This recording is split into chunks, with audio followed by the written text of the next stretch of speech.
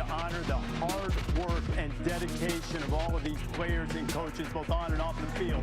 We award the Werfel Trophy, which best combines exemplary community service with athletic and academic achievement, and few were better than senior offensive lineman Titan Saltis from the University of New Mexico as Holly visits with the Werfel Award winner. That was Reese Davis on ESPN last night. Titan Saltis, Valley High School, University of New Mexico, and now he has won the Werfel Award, and deservingly so. I think it was said the biggest impact for me was when Holly Rowe said to him during the interview, she said, "I am on the committee that votes for this award, and I have never seen a resume as impressive as yours." Congratulations to Titan, who was with us yesterday. He knew at that point he had won the award, but Titan has been with us a number of times throughout the years and certainly throughout 2020. And I couldn't be happier. I almost got a little emotional watching his family, and just so incredibly stoked for that young man, because he remains humble. It's not about him, he says. It's about the recognition of his work. And man, that was, if you needed a little good news, a little feel good, hopefully you got it watching Titan Saltis get that award yesterday. It's the opening drive. Jeff Siembieda and JJ Buck. Micah produces on the radio side. Josh is producing for you on ProView Networks today. JJ, I thought, I had a good feeling he would win, but you just never know. I mean, everybody's got a really good resume. You get down to that point, and I mean, Sam Ellinger, they all had a nice resume, but what Titan has done got recognized, and I couldn't be happier for that young man. He's gone above and beyond in his position, and it's not just, oh, I'm a football player, I guess I'll do this. It's a passion of his as a person, as a human being, of wanting to help others and do good works, whether it's on the reservation or back here in the state of New Mexico. And it's right, when you hear what Holly Rowe had to say, you look at his resume overall, because it's one where you're picking between people doing good things. Like, it's, oh, he did good things in his community. Oh, he did good things in his community. So it's not necessarily like you're saying, oh, this is just the best one, but it is eye-opening when you hear someone like Holly Rose say that, like, wow, your resume was this impressive. Like, we're judging people, a whole bunch of people that have done great things helping others, but yours stood out during such a challenging year as well that we had in 2020 and continuing so far into this year. And everything that, that Titan has said, how he's handled it, is great, and I'm right there with you. I think it's huge for this program as well. And I asked Danny Gonzalez that last night. I'm like, so this is truly an individual award, but how do you use it to represent the program and kind of sell what you hear coaches do all the time, right? Character development, player development. And he said, Titan Saltis is going to be a great Lobo, and this moment is something that is going to matter for the program. Because when you go into parents' houses, when you go say, hey, you're 17, you're 18-year-old, you can come here because, look, we have leaders like this. We have people like this that have been through the program. It's definitely a meaningful moment for everyone last night. Yeah, and in fact, you said, he's not a football player that, oh, I'm just going to do this. No, he's an activist and a scholar and a gentleman and all those things who, oh, by the way, I'm going to play football. And, oh, by the way, I'm going to play football at the level where I'm going to have a shot to play football at the highest level in the National Football League. It's impressive. I just, JJ, there's not a lot of times I watch TV, and whenever I see the parents, I think that's one of those things where you put yourself in those shoes. You go, my goodness, how proud must they be? But I got a little teary-eyed. I mean, I did just how stoked they were, and just a little bit that we know Titan. Just knowing that it's genuine, and that's what was really cool. Is this worthy of going up on the side of that stadium? You look at some of the greats. I mean, I started to wonder, okay, what's a great Lobo? Right, and there's Brian Urlacher and Don Perkins, and is this worthy of taking one of those towers or adding or replacing or somebody or whatever? Well, I mean, I'm not advocating somebody come off. I'm just saying, I look at the side of the stadium and it honors great Lobos. He's the only Lobo to win one of these national awards ever. He's the only Mountain West player to ever win that award. Is that worthy of being is he one of the all-time greats because of that, and or does he have to do great things in the NFL? Like I'm just, I don't know, just as my mind kind of expanded and the topic tree grew in my mind, I don't know, is he worthy of being on the side of the stadium? Because my feeling is yes. Yeah, the side of the stadium, possibly, or definitely prominent when you walk into that Toe Diem facility. And when you're bringing kids in for the first time, our parents have something, recognizing Teton in that award, and like, oh, what's this all about? Well, let me tell you about this kid who came through our program, the kind of person he was, and the player he developed into. Yeah, I think, to your point when you asked Danny that yesterday, it's everything that I would believe you're trying to sell about your program, right? Look what, and I don't know that you can sit there and take full credit for him, because you can't. But you can be proud of him and proud of what he's become and how he's grown whilst in your program, and while he represents your program. And this is what we want our student athletes to be. We want them to be this young man whose goal is to do good and make people's lives better. I mean, it's like, period.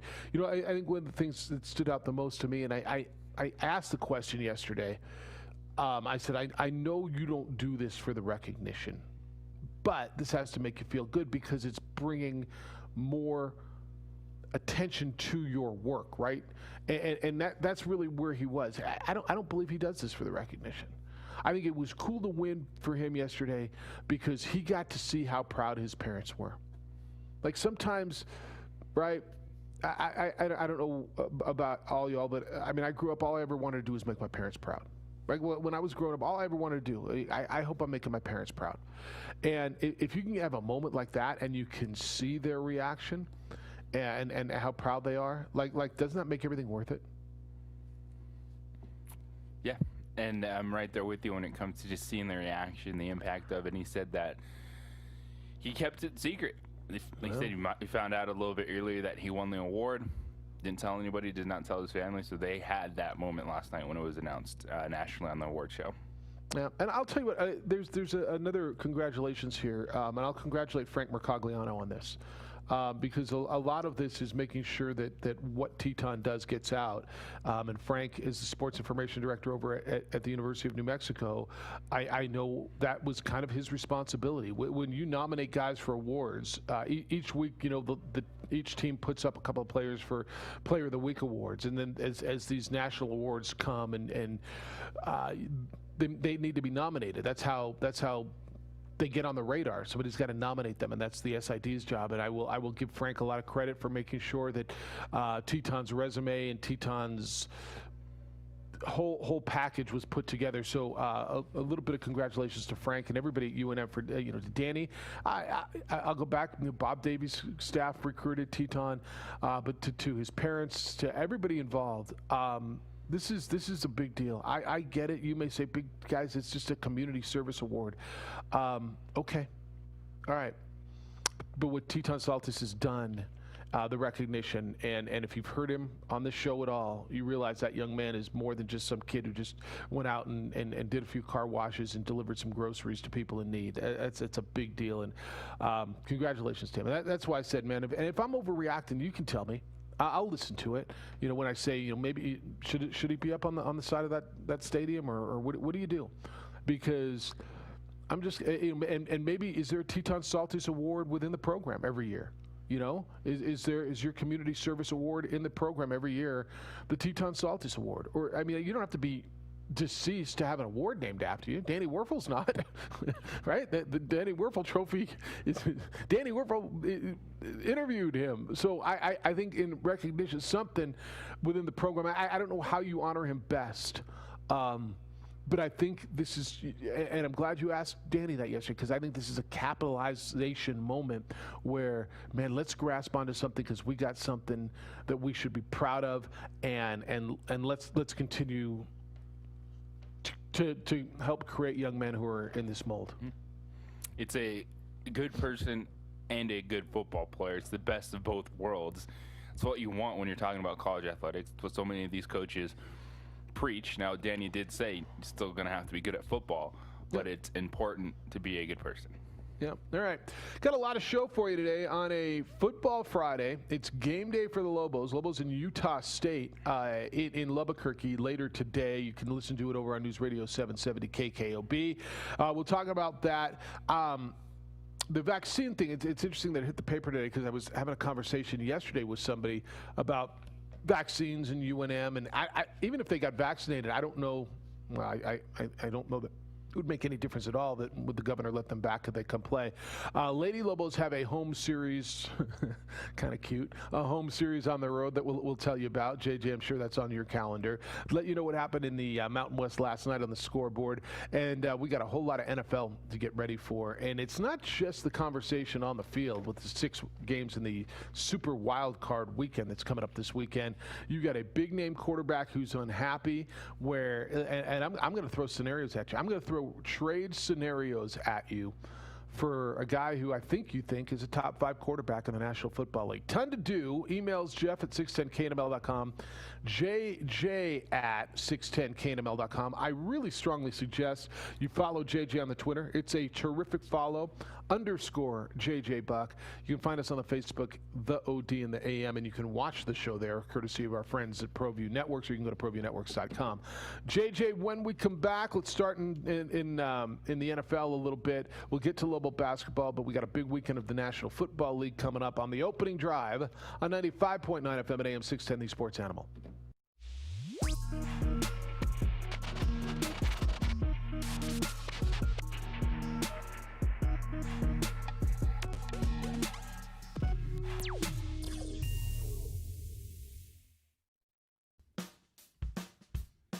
Well, I'm going to the frontier, walk up to the cashier, order up a root beer and a number 1. Cover it with green stuff, 1 scoop is not enough. Find a booth that's real tough, back by the Duke. Meet my family, meet my friends in the quirkiest restaurant I've ever been. All of Albuquerque's favorite spot, it's the Frontier Restaurant. The Frontier Restaurant is a proud supporter of ProView Sports Network.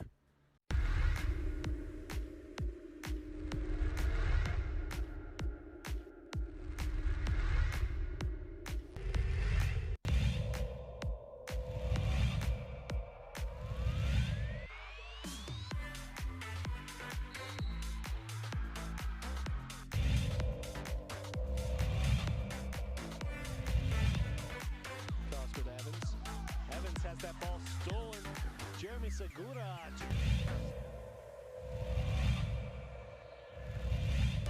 Dribble, spin cycle, up and under move. What a pass. Wrap around pass. Harris, Legate, the long bomb, 3 ball.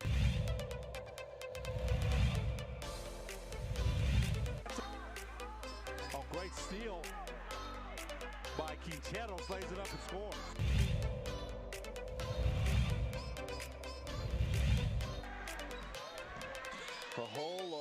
A little jump step in the...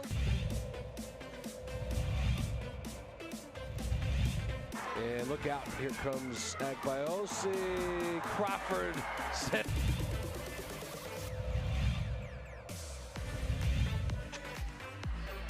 That's blocked. Lansing says, get that out of here. Sister to sister, Marianne Lansing's going to go all the way.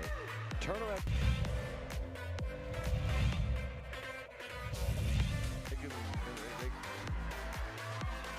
Ramos, pump fake. Everyone bites.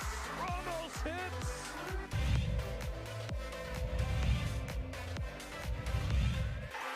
Jackson loses it. Jalen Bond back. LAU. Put it down. Dunkalicious. How about it?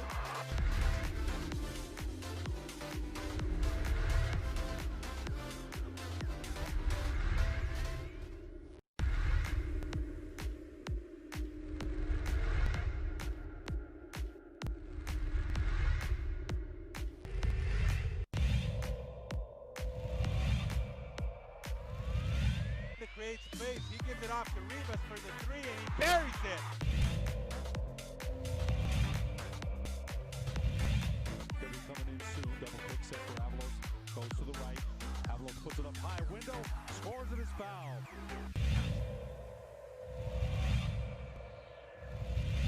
Right here by Lewis all the way, coast to coast, and finish.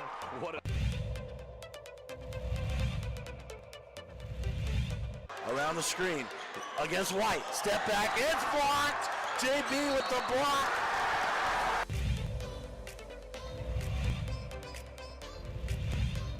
In transition, ahead to hit on for the two-hand hammer.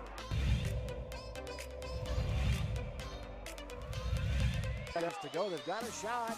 They have a chance, and it's put up, and it's good. What a three that is by Jalen.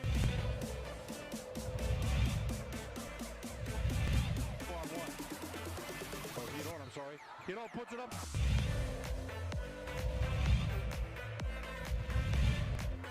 Rebound Cowboys. Right side David Hall. Thank you very much.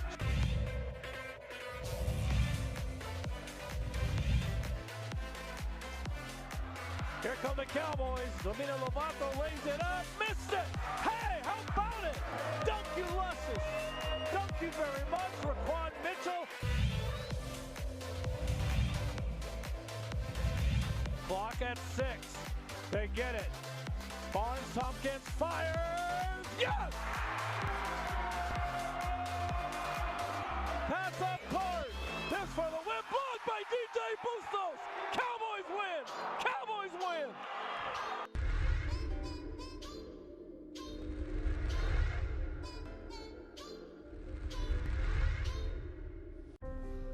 The New Mexico High School Coaches Association, established in 1941, is an organization of New Mexico's best and most professional interscholastic coaches. Coaches across work daily to help our student athletes excel in the classroom, on the field of play, and in our communities. Students that participate in interscholastic activities attain higher grades, higher graduation rates, and higher wages.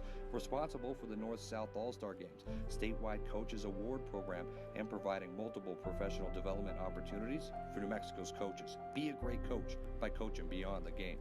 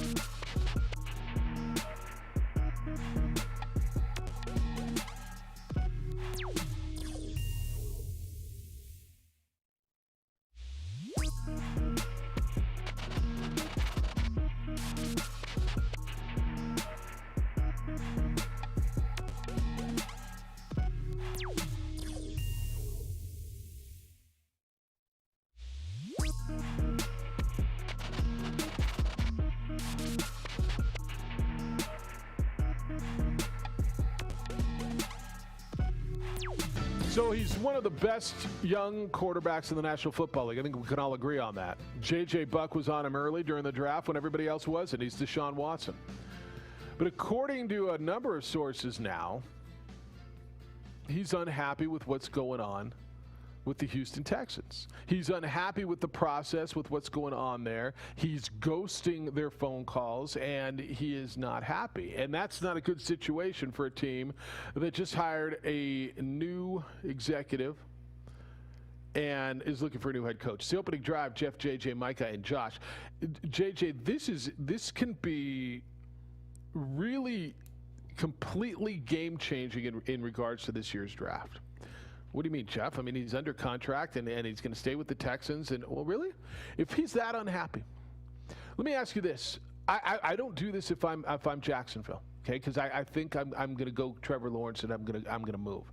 But if I'm the New York Football Jets, do I look at what I got and do I call Houston and say, hey, I'll tell you what, I got the number 2 pick in the draft and Sam Darnold. I think that should be enough. But if you want a third round pick, let's talk.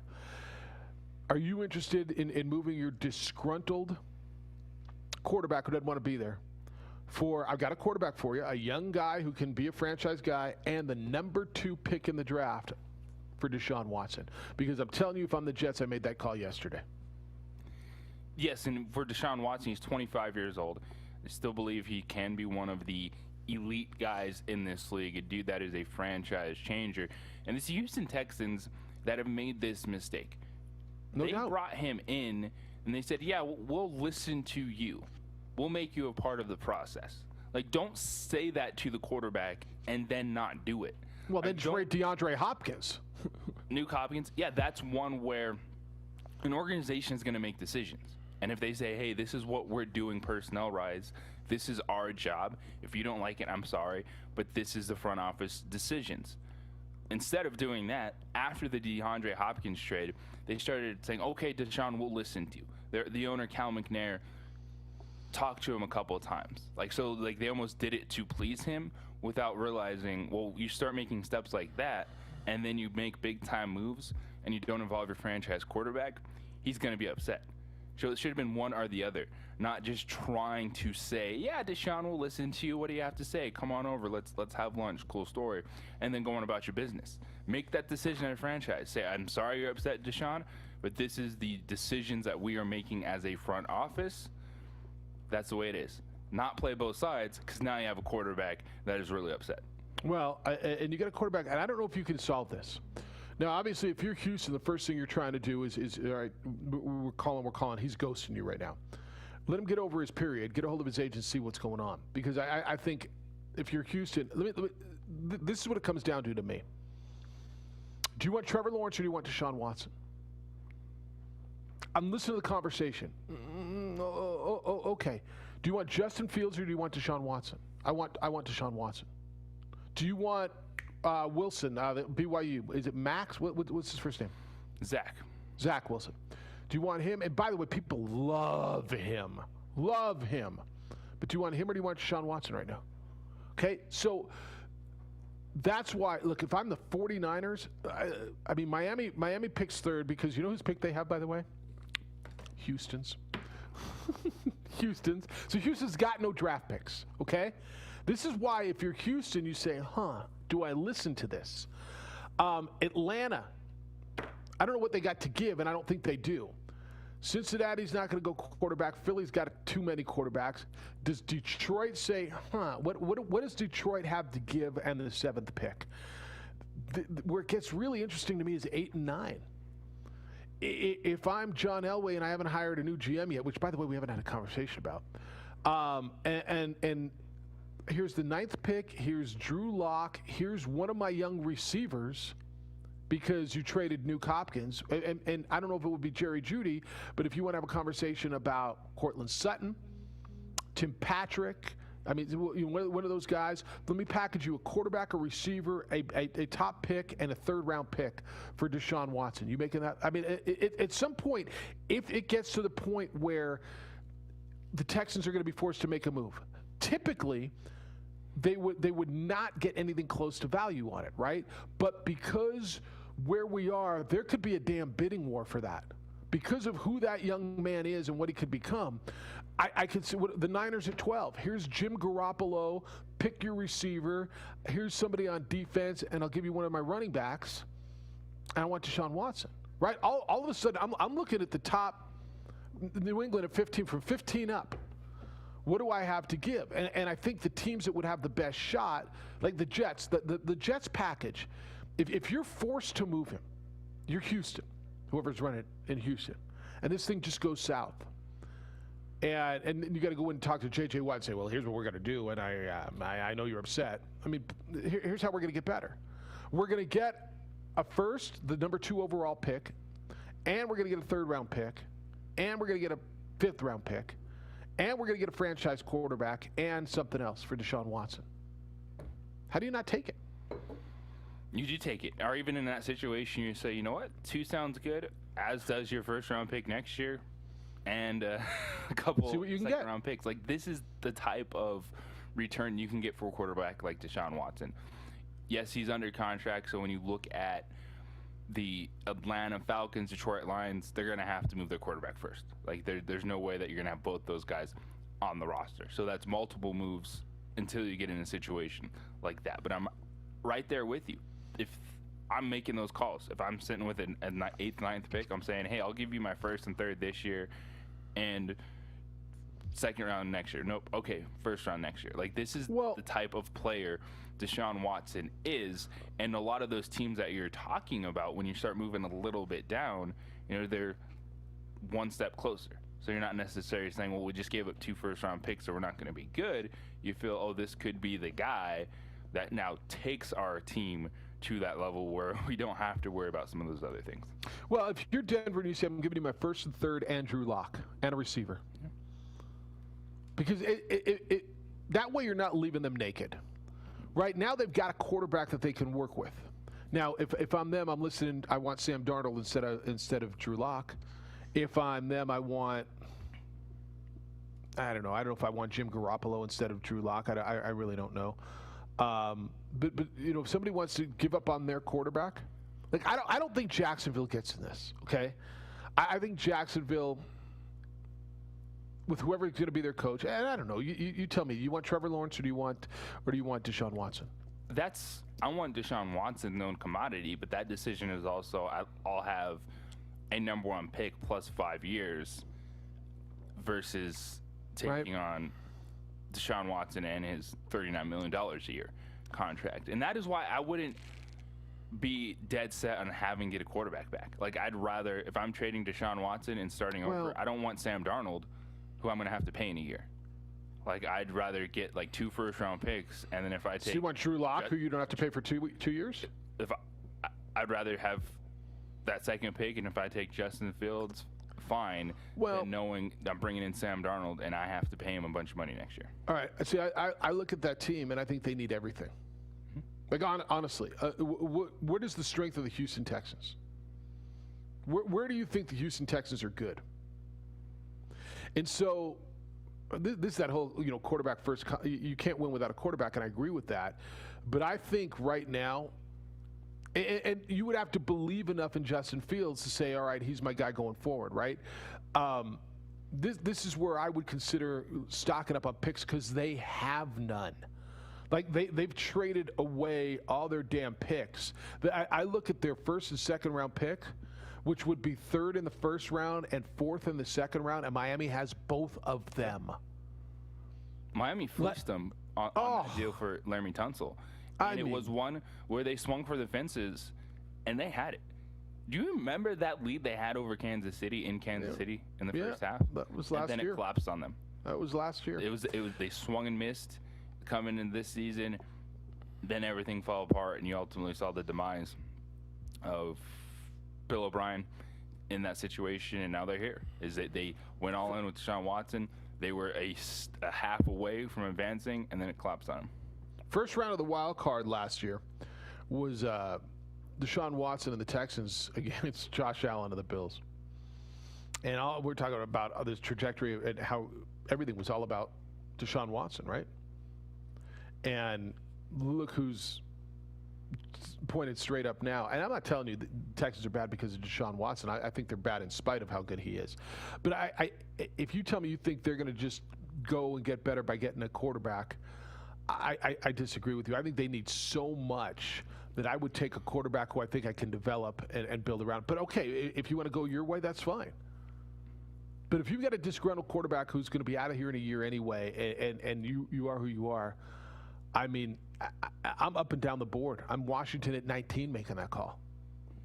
Right? That is why I'm thinking, in this case, this is full, all right, we're changing the direction of our franchise. So I want a quarterback that I have control over for 5 years, as opposed to bringing a dude in that I have to pay in 1 or 2 that maybe I'm not sold he's the guy.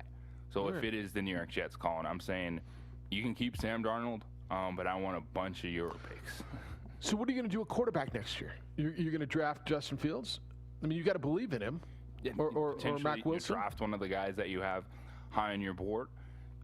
Bring in just a stopgap dude to get by. But I'm trading Deshaun Watson. I want to be in the situation where I'm not taking on a huge quarterback salary, Jimmy Garoppolo, Matt Stafford, etc., or having to make a decision at that position in a year or two about, well, how much is this guy worth?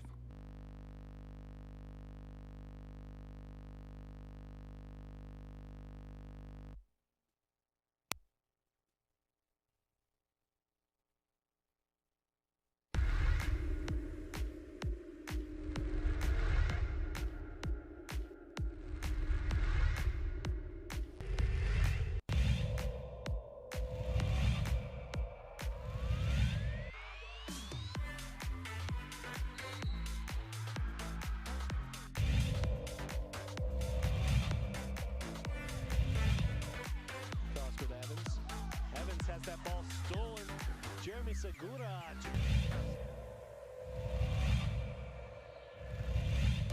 Dribble, spin cycle, up and under move. What a pass. Wrap around pass. Harris, Legate, the long bomb, 3 ball.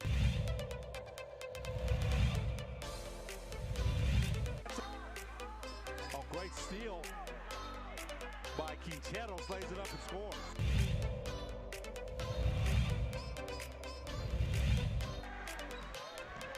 A whole little jump step in the...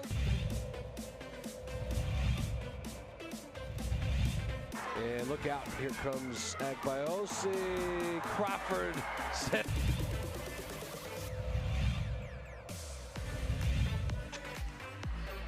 That's blocked. Lansing says, get that out of here. Sister to sister, Marianne Lansing's going to go all the way. Turnaround.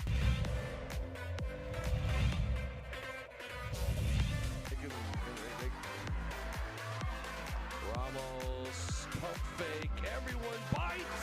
Ramos hits.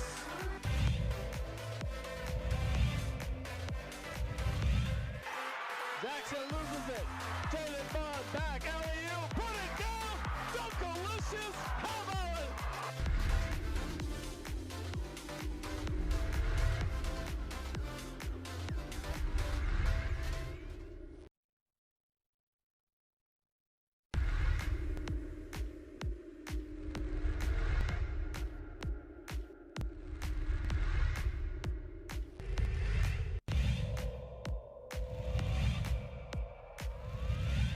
Creates space. He gives it off to Rivas for the 3, and he buries it. They'll be coming in soon. Double pick set for Avalos. Goes to the right. Avalos puts it up high. Window. Scores it as foul.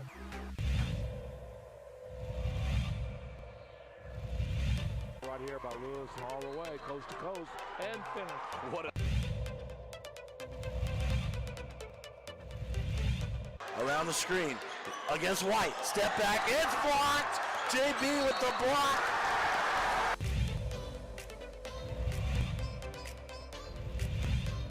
In transition. Ahead to hit on. Hit on for the two-hand hammer. Minutes to go. They've got a shot. They have a chance. And it's put up. And it's good. What a 3 that is by Jalen.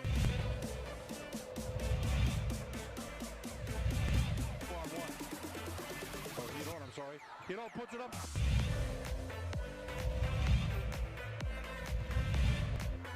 Rebound Cowboys. Right side David Hall. Thank you very much.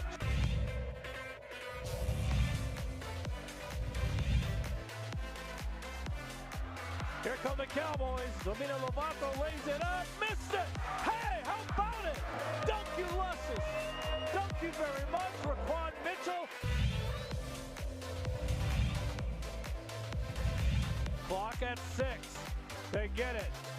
Barnes Tompkins fires. Yes! Pass up court. This for the win. Blocked by DJ Bustos. Cowboys win. Cowboys win.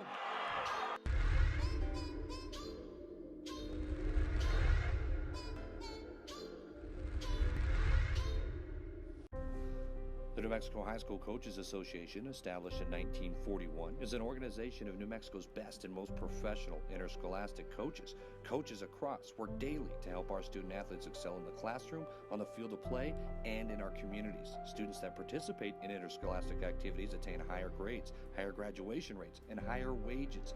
Responsible for the North-South All-Star Games, statewide Coaches Award Program, and providing multiple professional development opportunities for New Mexico's coaches. Be a great coach by coaching beyond the game.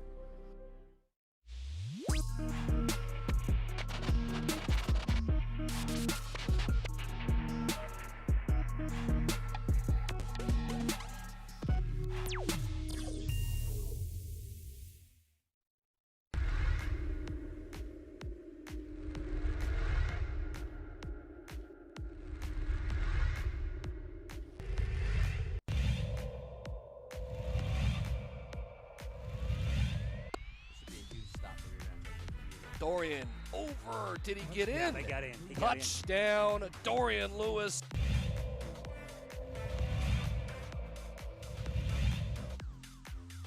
Seconds to play. Benavides looking, still looking up the middle. It's intercepted. It's picked off by Freddie Anaya, and Roswell's season will end perfect.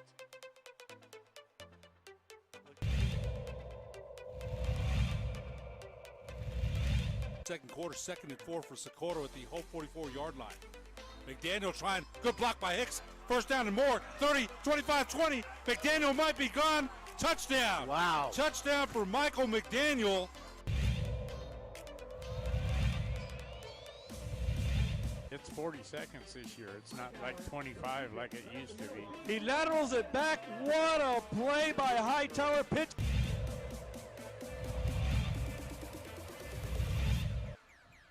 Looked like somebody moved a little bit early. Hicks, the play fake double move.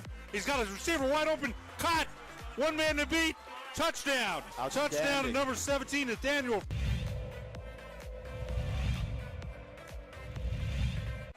Third and 6. Big defensive play coming up here. Little trickery to Reese. See you later. Touchdown. They went for the deep ball to Reese. To the right, single receiver split to the left. Play fake, head up the middle, got some room. 50, 45, 40, has one man to beat. 30, 25, 10, 5, touchdown. Touchdown, Hope. Wow. On a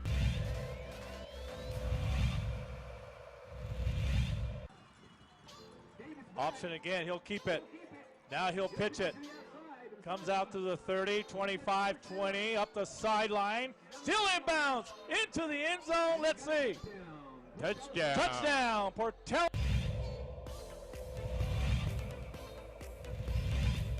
outside of running an out route. Davis in on a play action, looking. He's going to go back to Lewis, and Lewis makes a cut, and Lewis still on his feet. Dorian Lewis is in for a touchdown.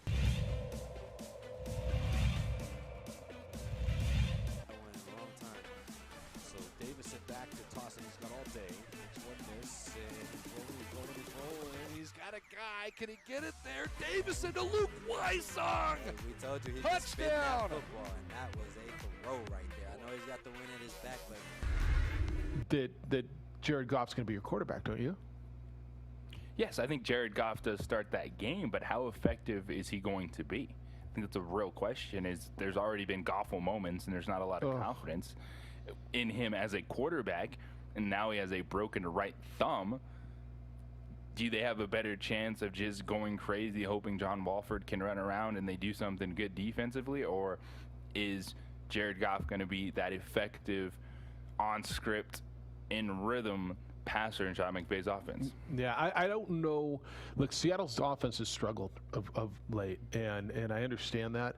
I just don't know that I think they struggle in the playoffs enough for you to get by playing John Wolford. I don't know that I think Jared Goff's enough healthy in a big game like this.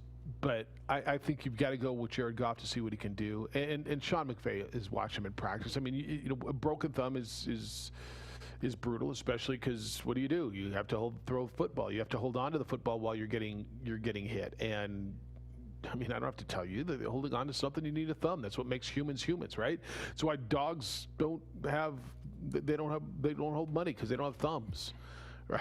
It's what makes us different. I think Goff goes. I do. I told you earlier in the week I thought the Rams were going to win this game. I'm not sure I think that anymore. Is the world rooting for Phillip Rivers, or do they not care on the Phillip Rivers thing? I heard the show before us talking about it a little bit. It kind of feels like Phillip Rivers' last hurrah. Nobody's giving Indianapolis a chance. Phillip Rivers is not a likable figure. Phillip Rivers is there. He's not someone that people outside of Indianapolis are jumping on. Phillip Rivers and Ben Roethlisberger need to show that they can play one more year. And while we like the Pittsburgh Steelers, there's still a chance you get bad Ben Roethlisberger. And he says he wants to play one more year. And these are two guys at the very end holding on for dear life that need to have big performances this weekend if they still want to be a starting quarterback in the NFL next year. What makes Phillip Rivers, because I'm not sure I agree with you, what makes Phillip Rivers unlikable? Do you think that's how people view Phillip Rivers? I don't think people dislike Phillip Rivers. I just don't think there's anything there that they jump onto and want to believe, hey, this is a great story. Let's follow Phillip Rivers as he makes run. I think he's just a guy at the quarterback position. Interesting. Okay. Because I feel that he is kind of a likable story, that he is, gosh, he spent his whole career with one team guy. Gosh, he's got, 37 children, and it seems like he's been a good guy, and teammates really seem to like him, and here he is, and he's never gotten there. They've been a 1 seed before, they've had opportunities before, but feels like a guy that I don't know. It feels like the story is good. I mean, it's not a rags to riches story. It's not. He was drafted in that class. I guess I feel differently about that. And it's one that, is it because he's never won, or did he just kind of fade away? Been so close, but yet so far in his postseason appearances. I don't think there's a dislike or a hatred for Phillip Rivers. I think there's just kind of it's Phillip Rivers. An indifference, indifference, which is the worst place to be, and I get that. All right. Because typically you get a guy, Dan Marino, and by the way, he's got better numbers than Dan Marino in his career. But Dan Marino was people at the end of his career, and I don't know if that's before your time or not, but there was this whole rooting for Dan Marino, who put up all these great numbers and spent his whole career with one team, and Phillip Rivers did until this year, to get that ring, to get that chip, to get that chance to get back. Dan Marino got there in his first year as a rookie. He was beat by Joe Montana, and never got back, and I don't know. I'm not telling you should feel it. I'm wondering why there isn't more of that, if that makes any sense. Because we don't view Phillip Rivers as one of the best quarterbacks. Yeah, I think that's probably right. Even though his numbers will tell you that. Yeah, even though his numbers will tell you that. All right, 505-246-0610, 888-922-0610. Your emails come in, jeff@610knml.com, jj@610knml.com. I want to get through some more NFL stuff. You can make your calls today. Got to get in on Liberal basketball tonight against Utah State. Update you on what happened throughout the league last night as well. On the opening drive, 95.9 FM and AM 610, the Sports Animal. I'm not your grandma. I don't knit sweaters for cats, and I don't drink your grandma's ginger ale. I drink. Well, I'm going to the frontier, walk up to the cashier, order up a root beer and a number one. Cover it with green stuff, one scoop is not enough. Find a booth is real tough, back by the Duke. Meet my family, meet my friends in the quirkiest restaurant I have ever been. All of Albuquerque's favorite spot, it's the Frontier Restaurant. The Frontier Restaurant is a proud supporter of ProView Sports Network.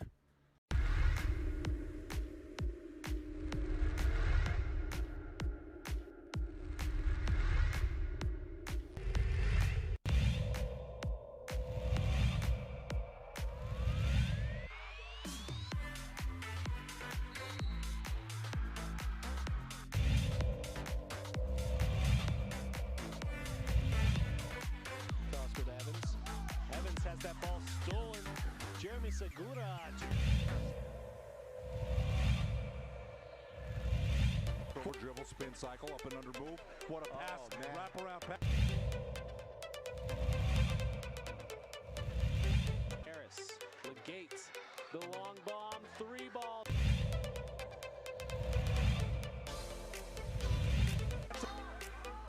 Oh, great steal by Quinteros, lays it up and scores.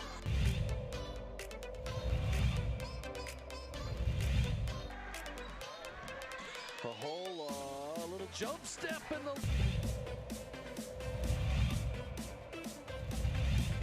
And look out, here comes Agbayosi. Crawford set.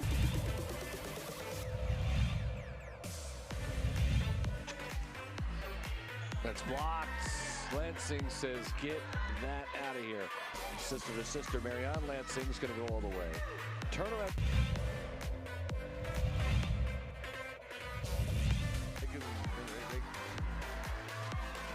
Ramos, pump fake, everyone bites. Ramos hits.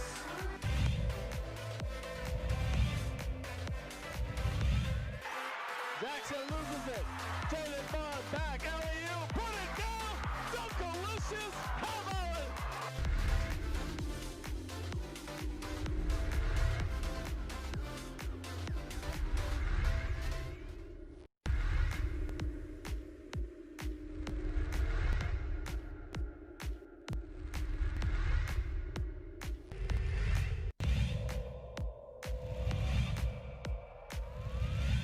Creates space. He gives it off to Rivas for the 3 and he buries it. They'll be coming in soon. Double pick set for Avalos. Goes to the right. Avalos puts it up high. Window. Scores it as foul.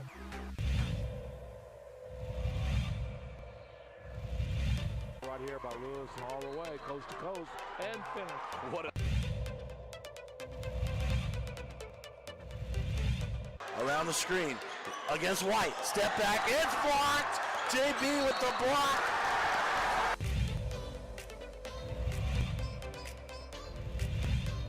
In transition. Ahead to hit on. Hit on for the two-hand hammer. Minutes to go. They've got a shot. They have a chance. And it's put up. And it's good. What a three that is by Jalen.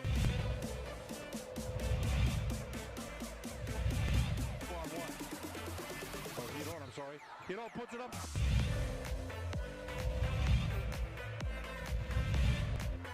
Rebound Cowboys. Right side David Hall. Thank you very much.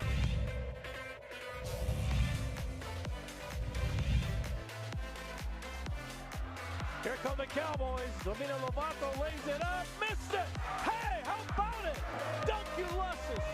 Thank you very much, Raquan Mitchell. Clock at 6. They get it. Barnes Tompkins fires. Yes! Pass up court. This for the win. Blocked by DJ Bustos.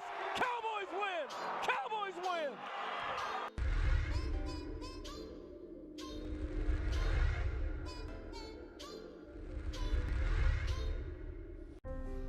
The New Mexico High School Coaches Association, established in 1941, is an organization of New Mexico's best and most professional interscholastic coaches. Coaches across work daily to help our student athletes excel in the classroom, on the field of play, and in our communities. Students that participate in interscholastic activities attain higher grades, higher graduation rates, and higher wages. Responsible for the North-South All-Star Games, statewide coaches award program, and providing multiple professional development opportunities for New Mexico's coaches. Be a great coach. Mountain West Conference basketball last night. San Diego State beat Nevada 65-60. That game was in San Diego. And the Colorado State UNLV game went down to the wire. Colorado State 74, UNLV 71. So two good games last night. Lobos and Utah State tonight over in Albuquerque. You can hear the game. Michael, what time does that start? Is that over on News Radio KKOB? Do you have that in front of you? Okay, 6:30 pregame. 6:30 pregame, 7 o'clock tip over on News Radio KKOB. Jeff, JJ, Micah, Josh is producing for you over on the ProView Network side. I don't know what he did, but with my whole Zoom meeting thing, but I'm glad we're back. What'd you do when we went dark? Man, I didn't do it. We have kind of an older computer running some Zoom, and it just blue screened and exploded for like, I don't know. Usually Microsoft has a thing, goes blue screen, and that means it's dead, and that's what happened. Well, we're back and we're alive. Better than ever, somebody once said. All right, JJ, Lobos in Utah State. We'll get back to the NFL here in a bit. What makes Lobo fan believe tonight's going to be different? They lose by 32 a couple of nights ago. I was watching this, and I know I just asked you a question that I kept running, but everybody's concerned. We spent a lot of time talking yesterday about the offense and how 45 was the lowest scoring output in the Paul Weir era, how they shot 20 whatever percent and all that stuff. I'm not in love with their defense either, by the way. I'm watching way too many, and you know, we heard that they got a late start. They were doing 2-a-days. Now they weren't 5-on-5s, but they were practicing the majority of the back end of the summer and then through the early fall. They don't get to shoot around every day. I mean, we have this conversation as an excuse, or are they just not very good? And I'm leaning towards the latter right now. But, you know, as much as we want to talk about how bad the offense is, their defense isn't very good either now. Not having that time magnifies your deficiencies. So not being able to put in that extra work, not being able to get those shots up, it's only going to make some of those issues look that much worse in game situations, which we have seen.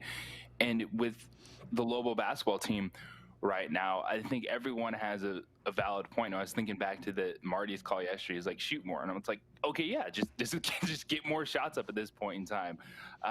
Why the heck not? Like, to stop having the empty possessions, you know, so many turnovers, the droughts that you get into, because if you're not shooting well, then you're turning the basketball over. You're never getting back in a game. And then also from a coach's standpoint, when you're thinking about development versus what is best for us right now. And I think there's a sense with this coaching staff that as the season progresses, you get towards the end of the year, they hope that this, I wouldn't call it all out press, but this full court style, trying to speed the game up at times defensively, could end up working out best for this team, but it's not working right now. And so how do you balance that as well as a coach going, you know what, maybe this isn't the best thing for us, but we believe it can be. Because I think the best thing for Lobo basketball is just to be half court on both sides of it. Half court defense, I have no idea what to do offensively right now. My suggestion would pretty much just be constantly run pick and roll motion, just try to get guys going downhill, because if you ain't got shooters, you got to get into space and attacking that basket. Oh, but then you just, in this series, you have an 8'7" dude standing there changing every shot. So do they just not have shooters, or are they just not making shots? And I guess this is where I'm trying to figure it out. And I think the former is the truth here, right? They just don't have shooters, and you sit here and go, why, right? I know Lobo fans pulling their hair out going, wait a minute, who constructed this team and who recruited, and why don't they have shooters? You know, it's that story in the offseason. Every guy who comes in is the greatest guy ever, and he transferred from here, and he came in from here, and he was this many stars, and then you're watching what you're watching. Do they not have shooters, or are they just not making shots? They don't have shooters. Keith McGee's their best shooter, isn't he? Right now, I think there's two guys that you say, all right, if they took 10 or more shots, you'd feel all right, they could have a good game. And I think it's Malawach or McGee. All right. And outside of that, it's a bunch of question marks. Is Malawach playing out of position? Should he be playing the 4? Is he a tougher guard at 4? Does that open things up if instead of him playing as much? And there was a stretch where he played at the 4, and they actually outscored Utah State. They went on that little run. Is he playing out of position? Do you need to see him play more at the 4? Is this a lineup situation, a combination where what's going to work, and are they best when he's at the 4? Because I think that's probably right. I would agree with that, and it's also how you match up, because I think what we're seeing in this series is we're wanting to try to go a little bit bigger with Keita and Anderson in the front court, but Malawach on Anderson I don't think is a huge mismatch defensively. It's really tough in the minutes, because this is what we're talking about, right? You're trying to balance development 2 minutes versus what works right now, and I think Matos and Valdir on the floor together has just been a disaster, because they're just two young guys that are still really lost at the Division I level. So how do you balance that and getting them minutes because they got to be on the court? You got to try to develop them somehow versus not having so many bad post possessions with both of them on the floor. Yeah, I just, you're third way through, and I know you're tinkering with lineups and trying to find something, right? And I get it. I'd like to see McGee play, 28, 30 minutes. I know that sounds like a lot, especially when they played 15 minutes or 15 guys the other day, but it feels to me like he brings the most energy and can shoot a little bit. I think I feel like Francis is your point guard. Marin is nice, but he's so young. And the other thing is just take care of the basketball. If you're playing out of position, it's going to be hard. And there's lapses, there's chunks of time where I watch, and you'll watch 4 or 5 possessions, they go down the floor, they don't get a shot off. And when you don't get a shot, and you wonder why runs happen, they're scoring on the other end, you don't get a shot off, there's an 8-0, 10-0 run right there, combined with whatever else was going on in the game, and you're buried. The 4 guys that I would roll with and then really tinker, it'd be Singleton, McGee, Malawach, and Brown. And then just kind of mess around with pieces around those guys. So what do you do? You so Matos and Valdir and at the 5 and just playing around. I mean, I'm waiting to see Matos develop. I mean, I remember all the talk last year. Well, if you put him in now, we're gonna win now. Really? And here we are a year later. I mean, in retrospect, it kind of makes that talk look. It looks like they made the right move here by not playing him last year. Just waiting to see the development. I get the obstacles. This isn't me bagging on them. They're not good. And when you watch them, I mean, they're just offensively and defensively. And so what do you do? And I think McQuatch at the 4 would be a more steady position for him. It would be a better run. I think that in these. In this situation, better there. And then I think you got to find a point guard. Somebody's got to establish himself as a leader to get a flow in that offense. And, let's see if Keith McGee can score for you. Because to your point, and I love when we sit around here in August. Well, where are all the all these guys are scoring? Where are all the minutes coming from? And I said, then we hit January every damn year and we say who's going to score. And here we are on January 8th and we say where are they getting points from? It's wash, rinse, repeat in some respects. And it's not good. 32 points they lost by the other night. Will you tell me why when we get back how it's going to be closer tonight? Can you give me hope? Do you have any hope? It's the opening drive. Jeff, JJ, Micah, and Josh. Glad you're here on 95.9 FM at AM 670 Sports Animal.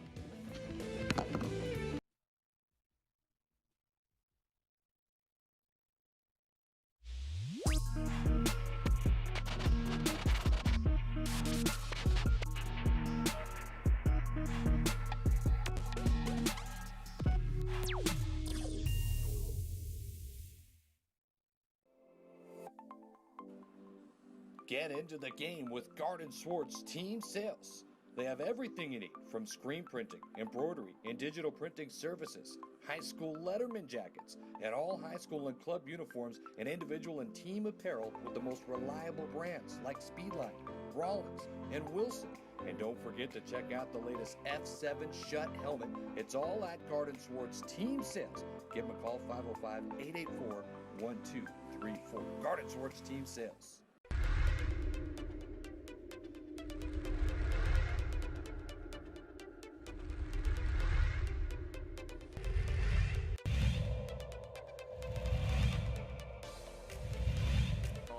Lovato driving. They're going to count it.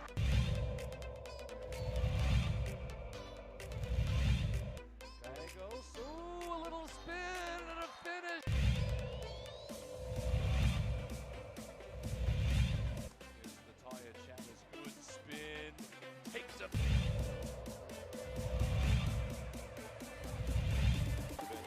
Here's Ramos. Nice jump stop through the...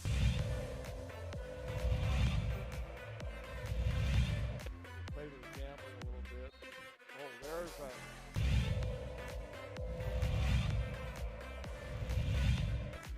Hill, little step, high window.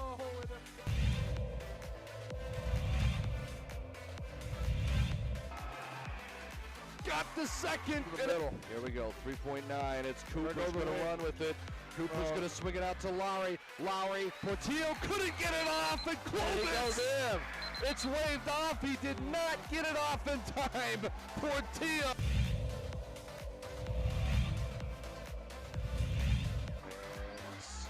Reverse layup. Gallegos spins. Window finishes.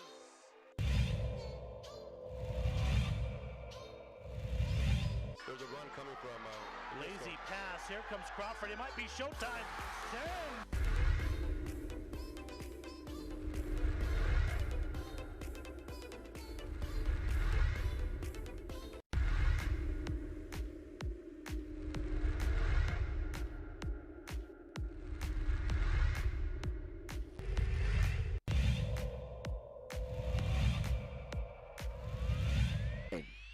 Call it as Javi's looking, and he's got a guy wide open, and it's Utah State tonight. Then you get a full slate of the NFL this weekend. It's a big weekend now.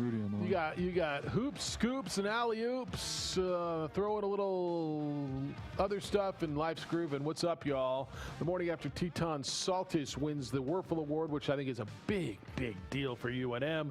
The Lobos will play Utah State. JJ, the Lady Lobos will play next week. They're on a COVID break right now because of the positive within their program. They will play UNLV next week. Home games in Vegas, correct? On the 15th and the 17th, which is what, next weekend? The home for the week, it's Vegas. The Lobos live in Vegas. It's proven that. But it will be the Las Vegas Lobos of New Mexico at Cox Pavilion Pit West. What he meant to say to you is Lobos will play at UNLV, and they will be considered UNM home games. But they will be at UNLV, and they will play UNLV. So that's next week's games when the ladies get back at it. Tonight, the Lobo men are in Albuquerque. They will play Utah State. 7 o'clock over on News Radio KKOB. 6:30 pregame with Robert Portnoy and Hunter Green. So give me hope. Give Lobo fan hope. 32-point loss the other night. Why is it better tonight? We saw when Nevada pounded them last week in the first game. They did play better in the second game. Not so much against Boise State. Why is it going to be better tonight? You just got to have belief in your squad, and these guys continue to put their head down and go to work. And it is always amazing when you have multiple people watch the same thing and then get a completely different takeaway. And I had a little bit of back and forth yesterday with someone that had the feeling that the team quit. And I was like, I haven't got that feeling at all. Like, it's one thing to not be good and struggle, but I haven't felt they've quit yet. But when you're missing a bunch of shots, you're losing the game by 30, I can understand how that comes across to someone as quitting. So that's the hope, is these guys, I still believe that they're working hard. They're trying. They haven't given up. They've just been beat very badly. Well, and then when the coach talks about post-game that he said we didn't practice well, that when I told them that, what did he say? I told them we're not going back to Albuquerque on Friday. He said, quote, we hit a wall here. He said, if I'm going to lie to you if I tell you it wasn't tough, right? So you couple that with what you saw, and I could see how it was perceived that way. I don't think they quit. I thought they played hard. I thought they made a nice run in the second half, or a decent run in the second half. I don't think they quit. But I do think now Paul's got an extra task on his plate, keeping these guys mentally straight, right? If there was, for whatever reason, there was this carrot that they were coming back home, that they were going to play games at home, and I for the life of me, I don't know why that was. Okay, I don't know what they knew that we all can't see. But if there was that carrot that was taken away from them, I think he's got a little bit of an extra challenge now, keeping them focused. 505-246-0610. Rudy, good morning. You're on the Quan's Auto Care Hotline. Good day, sir. Good morning. Well, it took a while, and we've had some guys that have been up for that Werfel Trophy before. My Garrett Adcock comes to mind. Yep. And we've had some other offensive linemen who really acquitted themselves, and I'm thinking of Justin Hall, who was a scholar athlete for the National Football Foundation and the College Football Hall of Fame. received a postgraduate scholarship that allowed him to attend the University of Texas for law school, and also Stoney Case and the Smith, Randy Rich's nephew. Gosh, I can't remember his first name, but he played safety for us. But nobody's ever won a national award. And I think the time was right. And, if you look at Teton's resume, there, like Holly Rose said, there's nobody that even held a candle to what he did. He not only put his money where his mouth is, but he's energized a lot of people. And, that's an award that's going to bring a lot of notoriety to UNM. And by the way, it doesn't go without mentioning, I have to mention this, it was Bob Davie, who everybody so much maligned that recruited him and beat out San Diego State for this young man. So, Bob Davie gets a kudo there too. And Jason Lensmeyer and Sakatua Taylor and anybody who coached or helped Teton, because I think that was his message. I'm not standing up here because of what I did. I'm standing up here because of what other people helped me do. That's what that young man feels to me like he's all about, Rudy. It's not about, like he doesn't do this for the recognition. He does it because that's who he is. That's, as he said, that's how he was raised. And the recognition, I'm sure, is nice because it brings more attention to the causes for which he is fighting. Well, not only that, it brings some recognition to a program that can use it. I mean, this is a reflection on the University of New Mexico football program too. No doubt, no doubt.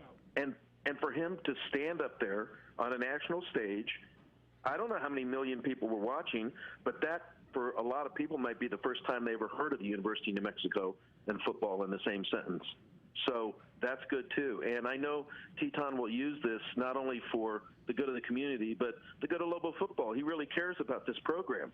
He's fought through a ton of adversity to get to this spot. And years ago, I had an NFL player's agent license, and I helped some young linemen here. And I kind of have an interest in offensive linemen because that's who I helped. And I've watched him, and he has all the tools that you need to play at the next level.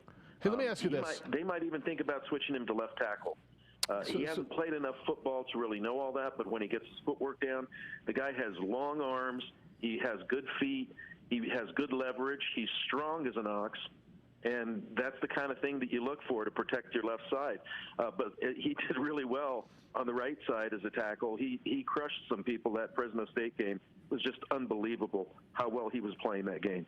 I got a question for you. As a guy who has been around this program and loves this program, so what is right? I said earlier, does this make him a Lobo great? Is he worthy of being on the side of that stadium? And I'm not advocating taking anybody down.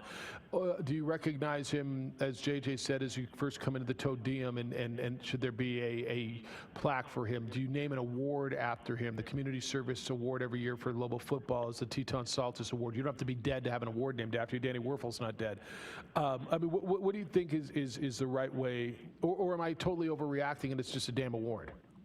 No, you're not overreacting at all. And I think what you do is you make sure that trophy gets somewhere where people can see it. Maybe you even have a picture of Teton holding the trophy, and you put that up. The way they've set up those 4 legends of Lobo football, I don't know if there's any room on that stadium wall, but he certainly deserves it. I mean, here's a guy, he played football and went to law school. Now listen, I went to law school, and my first year of law school was so overwhelming I can't imagine doing something else.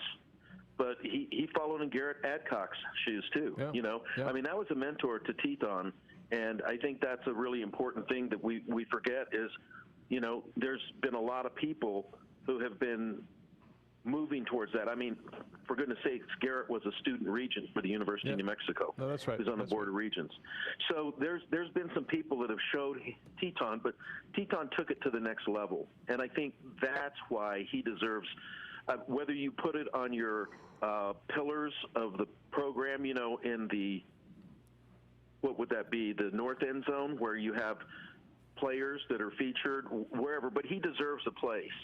Yeah, I'm just curious what's right. Yeah, and I always hate overreacting to the moment, but what makes a Lobo great? He's the first one to win a national award like that.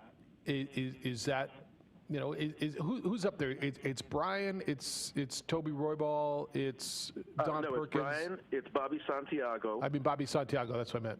Yeah. Who else? It's now my memory. Is Don Trell up there? Don Trell is up there, I believe. Yes. Don Perkins. And there's one more. Don Perkins. I think Don Perkins. Yeah, those are your four. Okay. Yeah, I'm not advocating taking anybody down. I'm wondering what you do. All right, man. Enjoy the weekend. Be well. Oh, it just flashed. You got a scoreboard right there on Avenida Cesar Chavez. Yeah. Put it up there. I mean, you can do a lot of things. On the back side of the scoreboard. Anybody drives by. Hey, thanks for the time. All right. Congratulations, Teton. Bye-bye. Rudy called at 505-246-0610. I don't know, JJ. This is where I hate overreacting in the moment, but is this as big of a deal as I think it is in the moment? Or is this something, what was that kid, a year from now, we're going to be, who was that guy who won, what was the award? I don't think so. I think this is a pretty big deal. I think he's a pretty special young man. And I don't know, is it make it more special if he does make it an NFL roster? Does that make him a greater Lobo and give him, but he's not an All-American. But I don't know. What's right? What kind of recognition would be right long-term on the program? It's definitely someone that deserves recognition. I don't think he's going to get up on the side of the stadium, but when they have that wall, if you walk into the Toteum, and there's bowl trophies, there's jerseys, there's pictures of Lobo greats. Well, Teton's going to be there with the Whirlpool trophy. It's a replica of it if he gets to keep in their trophy case. Yeah, it's engraved. And it's going to be, hey, this is the kind of people our program's about. This is the kind of person you can become if you want to. Local kid, developed. He started on the defensive line. He was a defensive lineman coming out of high school that they moved to the offensive line and is now flirting potentially with a shot to play in the NFL. Yeah, all of that's right. And I think there is a little extra oomph because he went to Valley High School, right? Because with all the love, there was a letter in Speak Up today about Lobo basketball not playing local guys, right? With all the oomph and all the talk over the last few years about local kids not being recruited, to see a kid that played high school football in Albuquerque, New Mexico, on that stage yesterday, I think there's something to it. Yeah, it'll be interesting. I mean, I'm listening to suggestions. I'm not adamant about what I think. I just think something. And to your point, maybe it is. Maybe it's just a big display in the trophy case at the bottom of the Todeem Center. I'm not saying go crazy with it. And maybe it is the Teton Saltis Award. As far as your community service winner every year on Lobo for Lobo football. 505-246-0610, 888-922-0610. All right, we're going to get back into the NFL when we get back. Rams, Seattle, Tampa Bay, Washington. Are those easy for you to pick? And everybody's on Baltimore, which starts having me sway the other way, because I think one of those quarterbacks it's a huge game for him tomorrow. It's the opening drive, or on Sunday. It's the opening drive on 95.9 FM. At AM 610, the Sports Animal.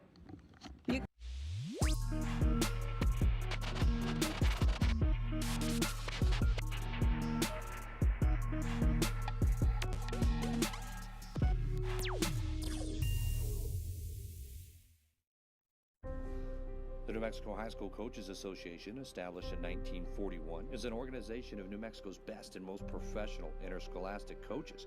Coaches across work daily to help our student athletes excel in the classroom, on the field of play, and in our communities. Students that participate in interscholastic activities attain higher grades, higher graduation rates, and higher wages. Responsible for the North-South All-Star Games, statewide Coaches Award Program, and providing multiple professional development opportunities for New Mexico's coaches. Be a great coach by coaching beyond the game.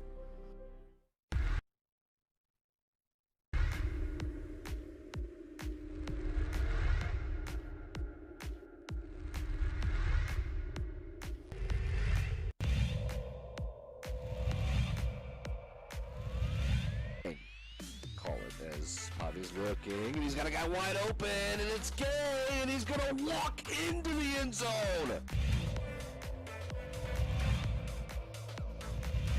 But he did a good job with it. First and goal, it's Chavez to the middle, and Chavez stops. Stevens in motion. On the handoff to Mitchell. Look out! Oh, see you later. Take it to the house. Fly, Cardinals fly. To the other side, provide some protection. And off to Webskowski again. Look out! See you later. Good night. Touchdown, Webskowski.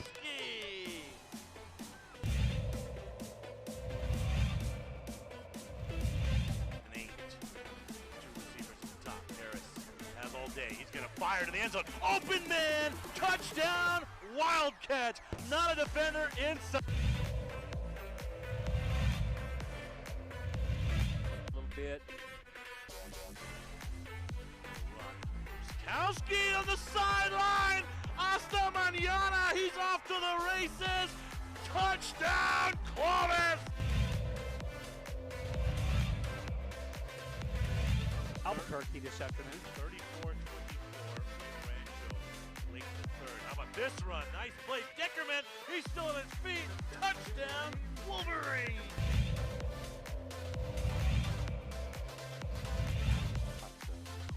Exactly what they want to get yards. He's going to go for it. He's got a guy towards the end zone. It's grabs. Touchdown. What a play.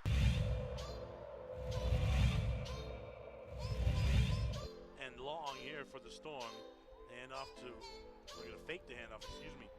Davidson on the deep ball. He's got some space, and it's caught. Still on his feet. Touchdown, Storm. Wow. Santa Maria.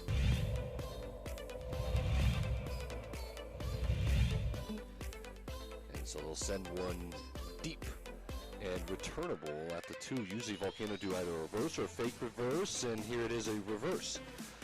And a move to the outside. There is a lane. Look out! Shot out of a cannon. Rodriguez is going to take it all the way.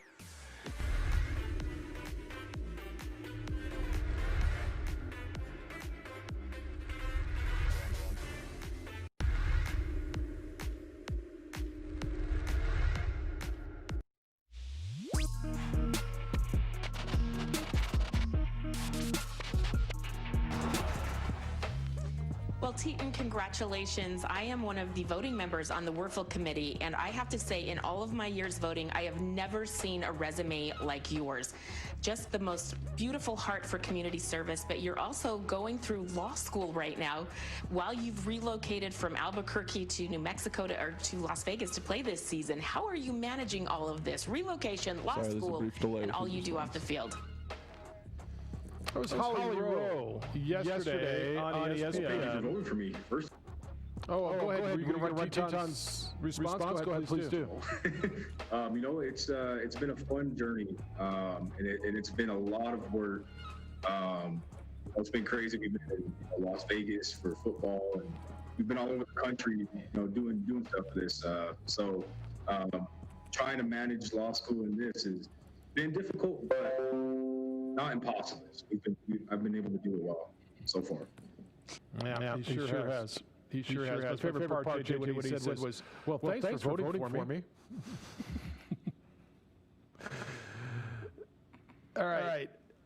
I want you to get in on Teton. You can kill that echo in my ear if you want. Thank you. Thank you very much. Teton Saltis wins yesterday, and Holly Rowe knew that Albuquerque was not in Nevada, I think. 246-0610, 888-922-0610. I want to get into the NFL now, JJ. You get to the playoffs, it's big for everyone.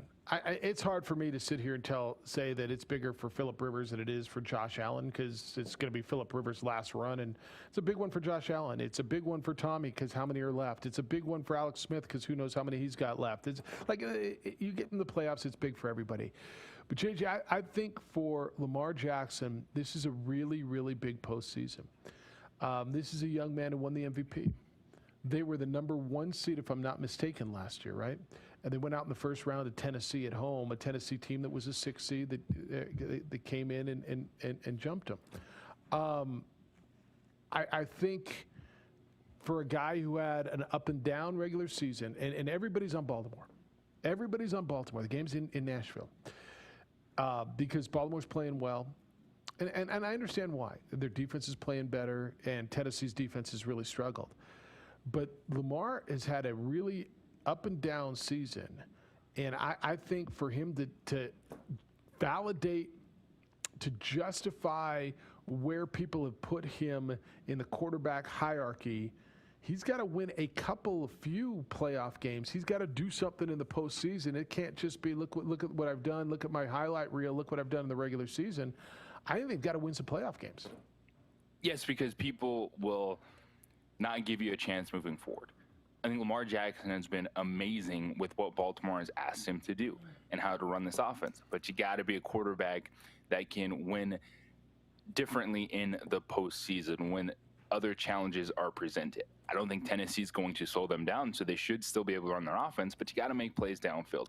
And to your point on Lamar Jackson, if he loses, people are going to be out on him as being one of those guys in the NFL. And I'm not there yet, even if they lose this game, because I look at that Ravens offense and I see the next move for them is to make a Nuke Hopkins or Stephon Diggs trade. Because all Marquise Brown does is drop footballs. You have one player over the middle, and Mark Andrews is good. And then they're just like, yeah, go throw it to Miles Boykin and a bunch of other dudes. But I think that's the next step for this offense. So who is that?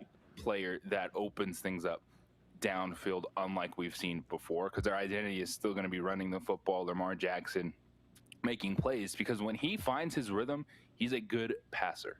He's not up there with when we're talking Rodgers and Russell Wilson and these other guys, but the complete package with the offense they run, he can be that guy. So I'm right there with receiver. I just have to take a look at the landscape. There's not one that jumps off the top of my head right now. But it's to me, it's the narrative. If he loses, yeah, he's going to be slammed. People aren't going to believe in him. But I'm still all in on that offense because I think that he's the guy. You give him one more of these dudes that can make plays downfield. Because how many passes have you seen this season when you're watching the Baltimore Ravens that he's put where it needs to be, and Hollywood Brown is more like B-roll Brown? Yeah, no, I'm down with that. But I've also seen a lot where he's missed, where he's had open receivers and he misses. So I don't know that I think that he's elite. I think he's special because he's become such a better thrower. When he came out, and I believe he was the last pick of the first round, if I'm not mistaken, right, when Baltimore took him. When he came out, it was suspect. A lot of people didn't believe in him because of his passing accuracy, and he's gotten better. Does it sound like another quarterback who's in the AFC playoffs too, by the way? Guy up in Buffalo like Josh Allen, right? It's amazing what development can do. And when the NFL goes out and scouts somebody, they spend some time, they bring you in, and if they see something, and I give so much credit to the staffs in both Buffalo and in Baltimore for developing these two quarterbacks, because the knock on both of them were, yeah, they've got great arms, they're both very athletic, but their accuracy is bad. And I think even after last season, people said, yeah, Josh Allen is never going to be that guy because he's never going to get there. And the development of that young man, I give the credit to him and to their staff because he worked on it and they developed him. I think the same with Lamar, although Josh Allen has surpassed Lamar as far as that's concerned, but Lamar's made strides. But so he still misses. But JJ, I don't know if you find it in the draft. There were a lot of receivers in the draft last year. Whether it was Jerry Jeudy, CeeDee Lamb, I mean, you can go down. Devontae Smith's going to go early. I don't know if there's a go-to franchise number one receiver that's going to drop to number 20, whatever they are, 26.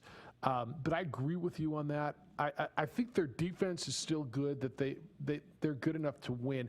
I just think of all the quarterbacks right now, and it's hard. Look, you can make an argument that every single quarterback in the playoffs, it's important because it's the playoffs. I mean, the bottom line is it's the playoffs. You got to. This is where you got to win. This is when it's done. But for him, it feels like it's ultra important because they were the one seed last year. They didn't do anything, and they lost to a team that was considered to be inferior. I'm not sure they were, and he's got to make something happen. I really believe that, and that's why it's to me it's really big for him. Yeah, then if Lamar Jackson loses, people are going to be out and done with Lamar Jackson. I agree with you on that. I am not done. I still think there's so much there in this offense for them to be successful and still compete at a high level. arm talent-wise, Lamar Jackson's not Josh Allen. Like, Josh Allen is a better passer. But I think with what you're asking Lamar to do, how you're running that offense, you give him one legit weapon.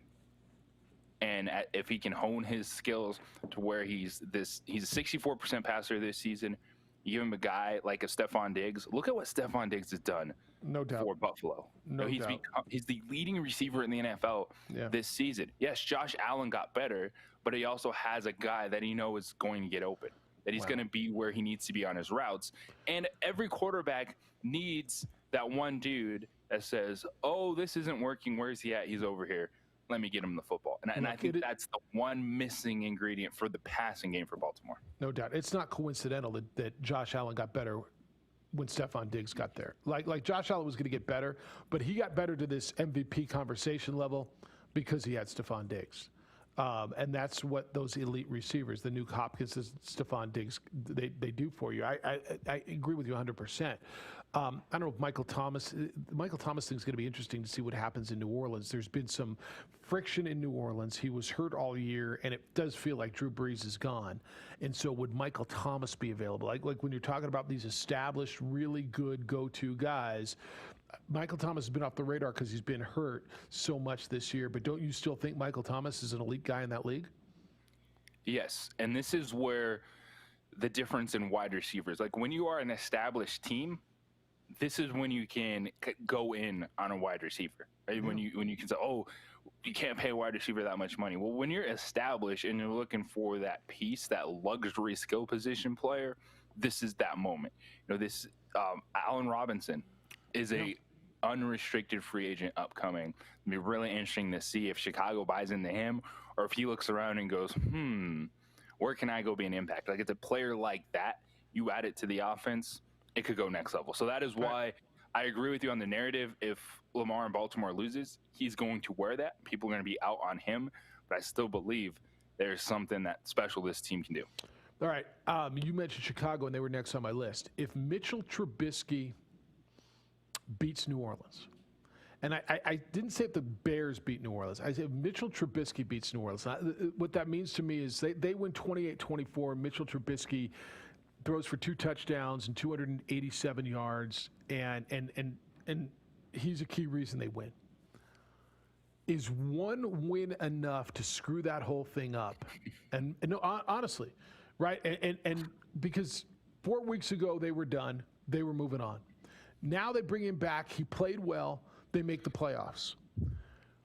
I honestly believe that of every team in the NFL, that is the quarterback situation that is most up in the air, because you got a guy who got you to the playoffs, who you invested so much in as far as draft equity and time now. If he beats the New Orleans Saints, are you obligated to see what more he can do? My question is, are you still in on the head coach? Matt Nagy benched Trubisky. All right. And Trubisky was just, he's the quarterback. All right. Wasn't great. Wasn't totally terrible early in the season.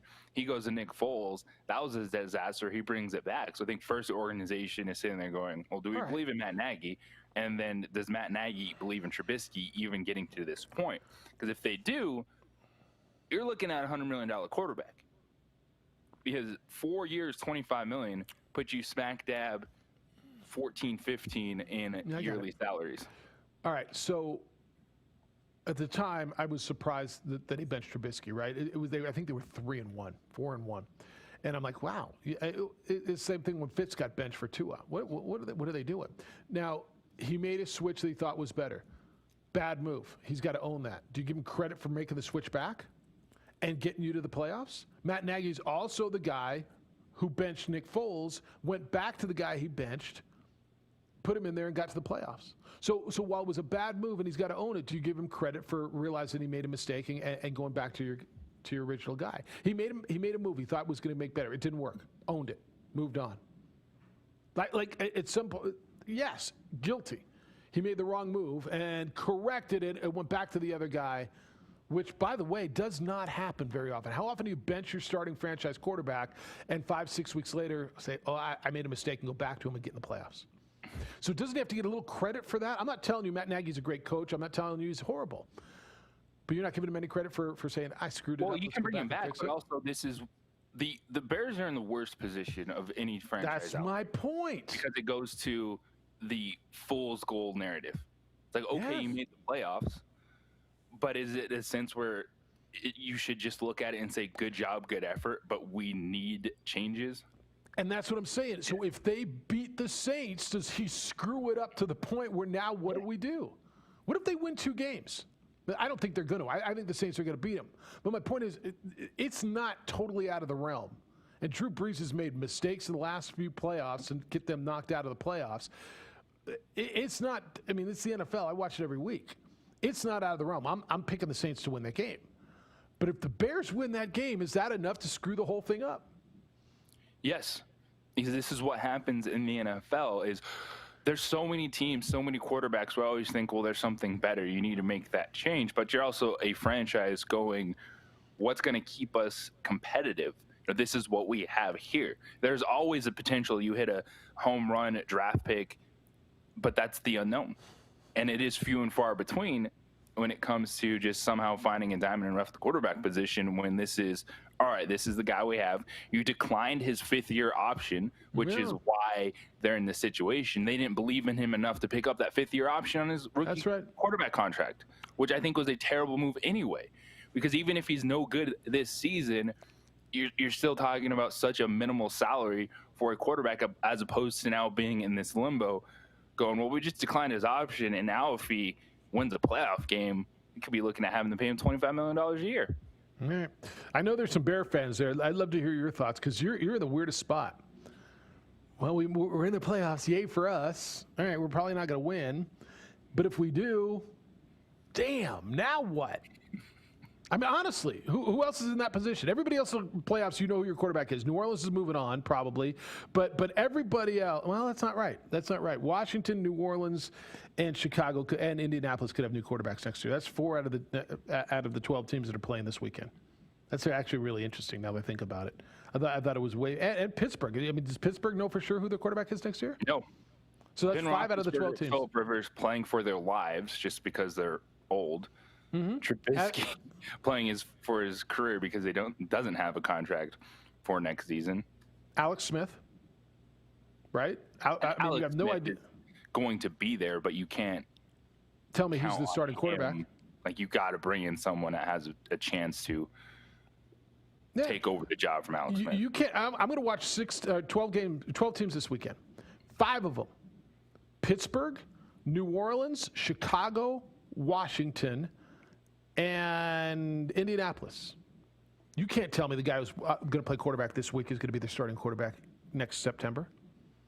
You can't tell me that with certainty. 5 teams that we don't know, and that's kind of crazy in the playoffs. 5 playoff teams that I'm looking at with quarterback uncertainty going into next year. It's the opening drive on 95.9 FM and AM 610, the Sports Animal.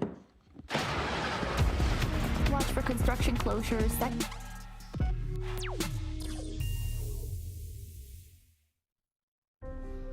The New Mexico High School Coaches Association, established in 1941, is an organization of New Mexico's best and most professional interscholastic coaches.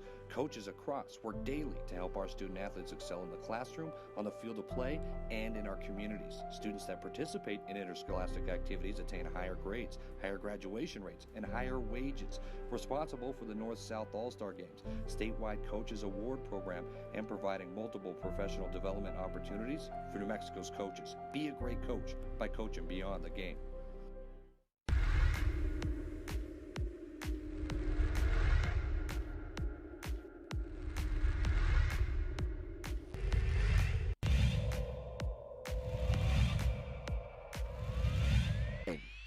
Call it as Javi's looking, and he's got a guy wide open, and it's Gay, and he's going to walk into the end zone. But he did a good job with it.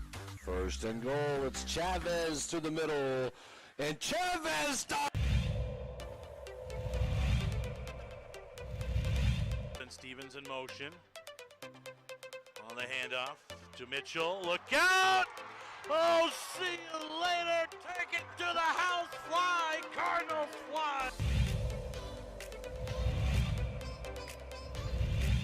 To the other side, provide some protection. And off to Webskowski again. Look out. See you later. Good night. Touchdown, Webskowski.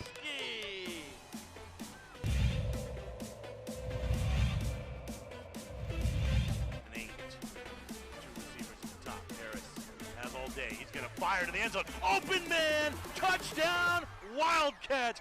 Not a defender inside. A little bit. Skowski on the sideline. Hasta mañana. He's off to the races. Touchdown, Clovis. Albuquerque this afternoon. 34-24. Late in the third. How about this run? Nice play. Dickerman. He's still on his feet. Touchdown, Wolverine.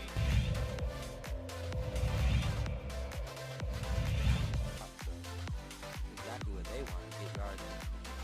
He's going to go for it. He's got a guy towards the end zone. It's grabs. Touchdown. What a play.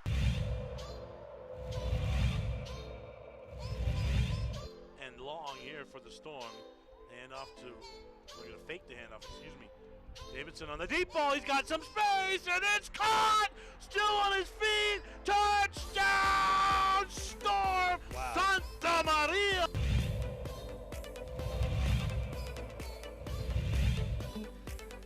And so they'll send one deep and returnable at the 2. Usually Volcano do either a reverse or a fake reverse, and here it is a reverse. And a move to the outside. There is a lane. Look out! Shot out of a cannon. Rodriguez is going to take it all the way.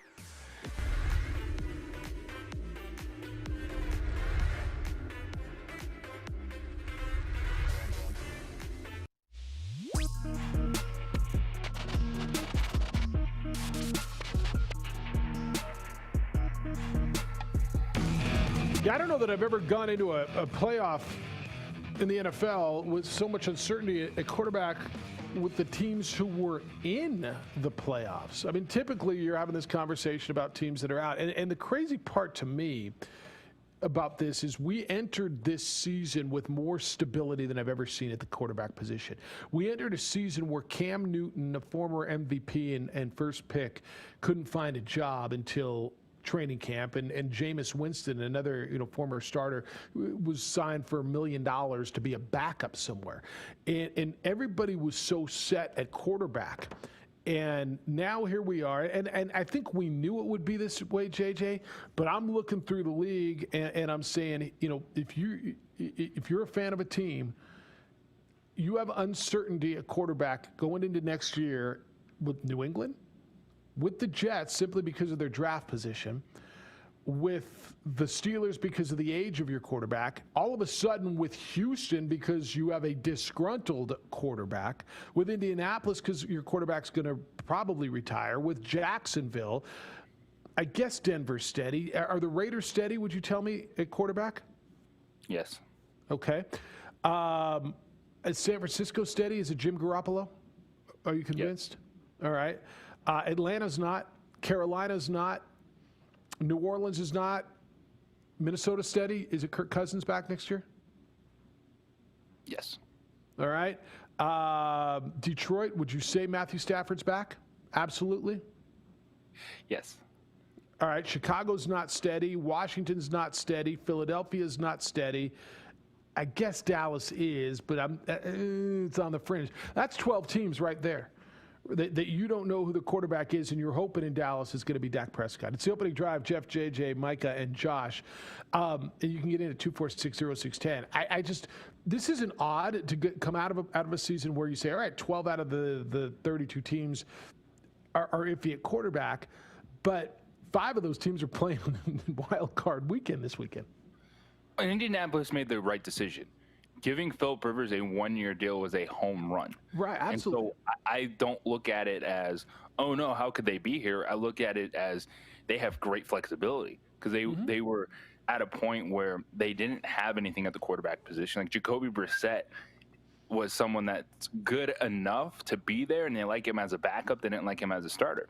Which means Phillip Rivers in, it gets to the playoffs, and then you allow yourself the opportunity to find who the next quarterback is going to be. So I think that was a home run move for Indianapolis, getting Phillip to agree to a one-year deal, have him competitive, have him in the postseason with a chance. All those other situations. Now, I think like Detroit, it's time to draft the quarterback of the future. I think Matt Stafford's there just due to his contract, but I don't think they ignore the position anymore, because it gets to a certain point where you have to say, all right, we have to rebuild. We have to transition. And even with a quarterback making that much money, Detroit and Atlanta are in tough positions because they either have to eat it or just keep throwing their quarterback out there and hope they can get good over the next year or two, because Stafford and Ryan are still good NFL quarterbacks, just not good teams. So what does Philadelphia do? See, I agree with you 100% on Indianapolis. And the flexibility that they've got, they can go a lot of different ways, and they're attractive for prospective free agents. Now, there aren't free agent quarterbacks, but when you're looking for who would move, Indianapolis is attractive for a number of reasons. One, I think everybody wants to play for their head coach. Frank Reich has proved himself to be a guy that A, is very competent, and B, people want to play for. And number two, they've got a team. They're solid. They've got a really good defense. They've got a good young running back. They've got a good young offensive line, and they've got some weapons to throw to, and they're going to get better. So I think, Indianapolis is interesting to me in the draft too, by the way, JJ, because they're in at number 22. The Deshaun Watson piece, that I threw at you early in the show, where if he's so disgruntled, and if you're just joining us, I said if I'm the Jets, I'm calling and saying, hey, I'm going to package, I'll give you the number 2 overall pick, Sam Darnold, and our 3rd round pick, and I want Deshaun Watson. And then if I'm New England, I'm saying, here, tell me what you want, and for the 15th pick and Deshaun Watson. And if I'm Denver, here's Drew Lock and Cortland Sutton and another pick and I want, right? Everybody should be calling. I still have a weird feeling Carson Wentz ends up in Indianapolis next year.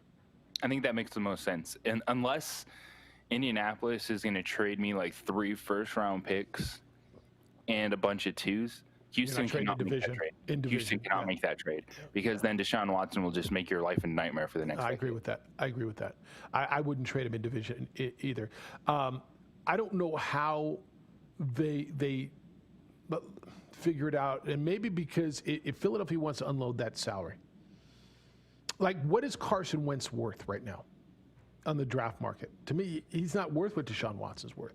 It's worth throwing around these first-round picks and franchise quarterbacks for Deshaun Watson.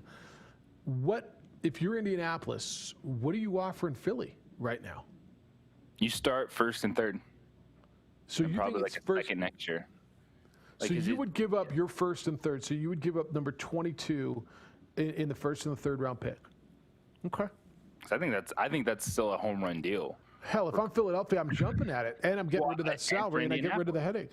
Yeah. I think that's a steal for the Colts to bring in Carson Wentz with Frank Reich, who had his best success when those two were together in Philadelphia. Because if you have a team, you said it, you believe the Colts are in a pretty good spot as a franchise. They've done this before. They traded their previous 1st-round pick to get DeForest Buckner on the defensive line. I think they're in a place where they feel that these home run plays, even giving up a 1st-round pick, is just solidifying what they feel is a stable franchise right now. Well, and you got to look at it this way, and this is where I think people lose perspective. And you and I talk about this constantly. I'm sitting at 22. I need a franchise quarterback. Am I going to get something at 22 that's better than Carson Wentz? The answer is no. Now, I've got to pay a bunch of money. That's the outlier here. What it's going to cost me to take on Carson Wentz's contract. Is that worth it, plus my 1st pick, plus my 3rd pick? And you've got to decide that. Do you think Carson Wentz is the Carson Wentz that we all thought he was a year ago today? Or do you think Carson Wentz is what we saw this year, who got benched for Justin Hurts? Justin Hurts? Jalen Hurts. Jalen Hurts. 100%. Justin Fields, Jalen Hurts. In that situation, I'm 100% in on Carson Wentz if I'm the Colts. He's got a hefty contract, but that means that you have him locked up for the next few years with a coach that knows him, that is comfortable with him, and it's one of those situations, right? It's the Ron Rivera when he was in Washington. Well, I assume that's where Cam Newton was going to go. It's like no, because he might know a little bit something, and so Frank Reich, say, is out of that running if Carson Wentz is on the table. That maybe that's something we need to dive into a little bit more. Yeah, no, I firmly believe that's where Carson Wentz will be next year.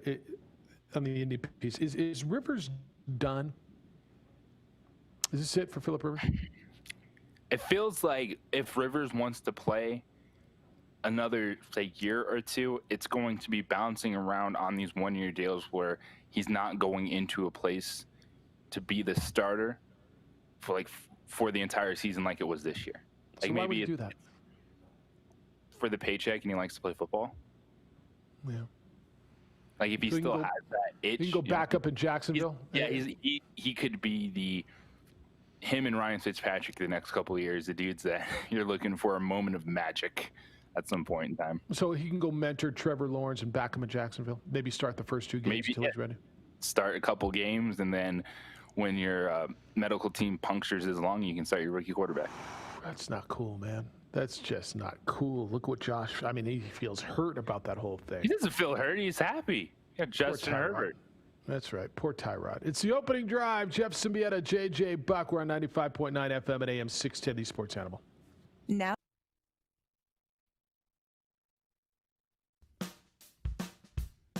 Well, I'm going to the frontier, walking to the cashier, order up a root beer and a number one.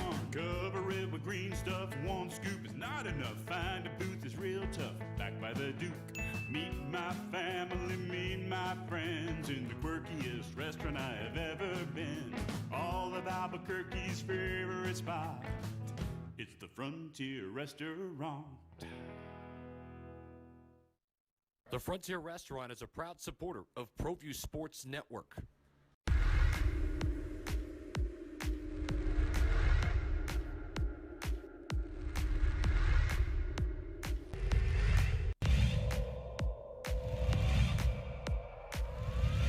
It's his second field goal. He's got 4 points. Watson, though, goes all the way.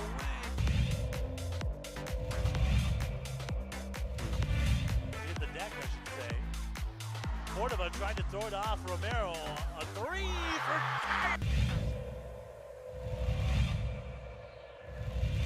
Set out to Jutapia. Nice move behind his back. It's a good...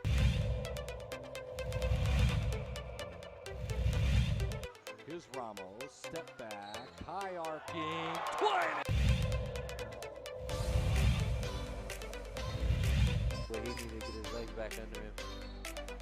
Ooh, little kick.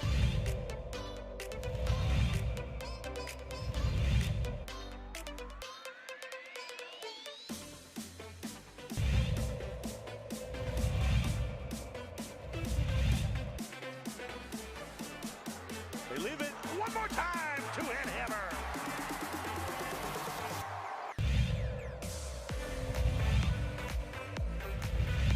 Look at this, they're not going to score again. Look at this. Up top! Yes, and the finish for Akbayosi.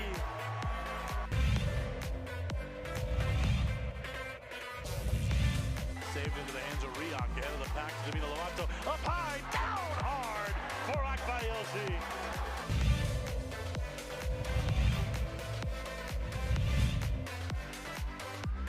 Out of the corner, Casals, the 3-0, Katenge!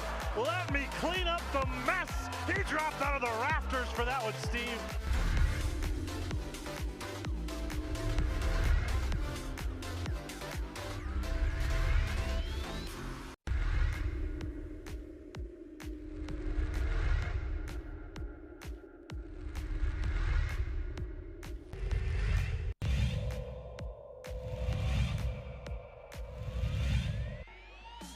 To shoot. They'll get one off, and it'll count high off the window.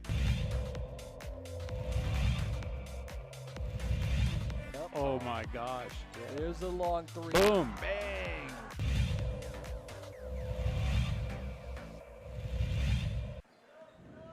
Martinez will beat the buzzer. Got it to go.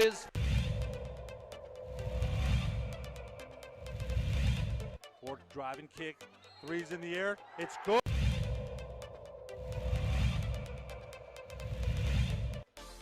Nice pass on the nice block by Hernandez Crawford. All right, so it's time for you to come in and make your picks. Who do you like this weekend? Indy at Buffalo. All these games here on the Sports Animal. Rams at Seattle. Tampa Bay at Washington. Ravens and Titans. Bears and Saints. The Cleveland Football Browns against the Pittsburgh Steelers. It's the opening drive. Jeff Siembieda and JJ Buck. I got a bunch of emails from you. You're coming in at Jeff at 610knml.com, JJ at 610knml.com. JJ, we're all over the place today, and it's Friday, and we usually are. Dan says the real reason for the Lobos' struggles. Dan's got to figure it out. You want to know what it is? Lobos are 2-0 this season with Dontrell Moore behind the